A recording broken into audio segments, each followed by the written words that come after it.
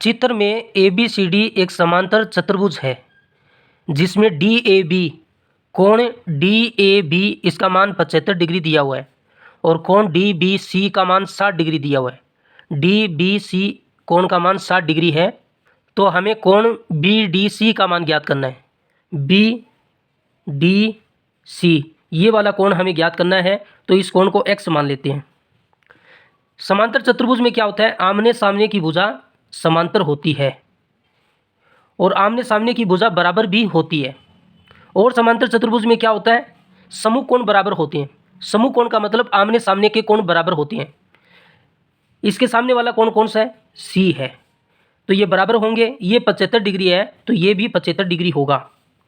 अब देखो त्रिभुज बी सी डी में, त्रिभुज बी सी डी में हम जानते हैं त्रिभुज के अंदर वाले तीनों कोणों का योग 180 डिग्री होता है। पहला कोण यहाँ पर 60 डिग्री है, दूसरा 75 डिग्री है और तीसरा x है। तीनों का योग 180 डिग्री के बराबर होता है।